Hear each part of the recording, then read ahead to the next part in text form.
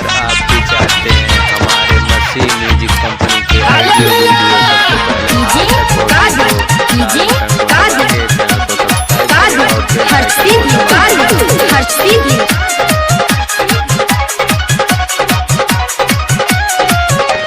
तीसरे दिन सच भइल बचन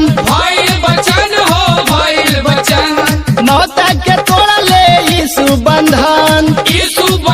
हो यीशु बंधन तीसरे दिन सच भइल बचन मौत के तोड़ले यीशु बंधन कब्र के बंधन तोड़ी के यीशु बाहर गइले ना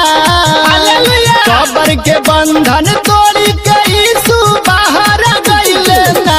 त जवन कहले रहले प्रभु यीशु के देखवले ना जवन कहले रहले प्रभु यीशु के देखवले ना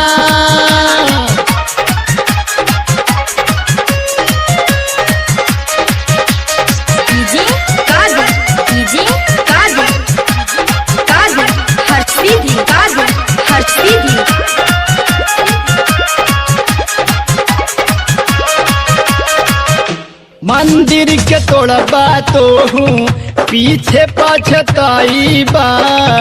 3 दिन में खड़ा गके तोह के देखइबा मंदिर के तोड़बा तो हूँ पीछे पछताई बा 3 दिन में खड़ा गके तोह के देखइबा प्रभु यीशु के सूली चढ़ा के कब्र में रखल ना प्रभु यीशु के सूली चढ़ा के कब्र में रखल ना त जवन कहले रहले प्रभु यीशु के देखवले ना जवन कहले रहले प्रभु यीशु के देखवले ना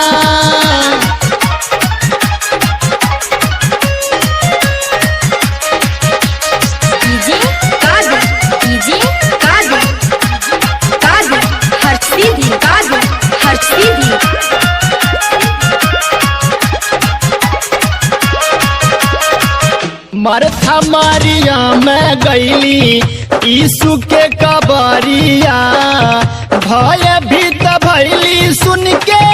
दूतन से खबरिया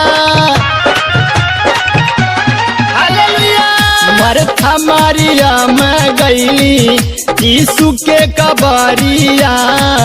भय भीत भैली सुन के दूतन से खबरिया काहे के खोजे कब्र में यीशु जिंदा हो गइले ना काहे के खोजे कब्र में यीशु जिंदा हो गइले ना त जवन कहले रहले प्रभु यीशु के देखवले ना जवन कहले रहले प्रभु यीशु के देखवले ना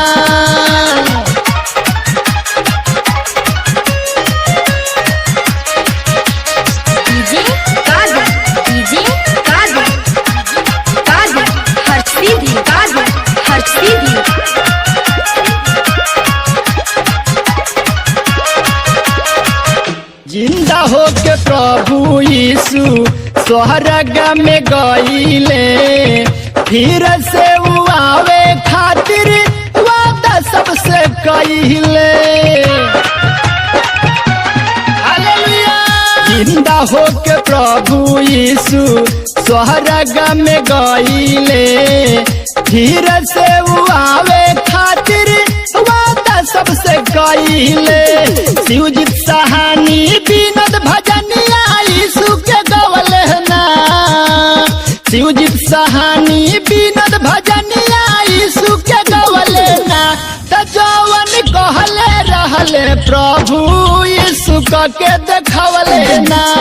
जवन कहले रहले प्रभु यीशु के देखवले ना।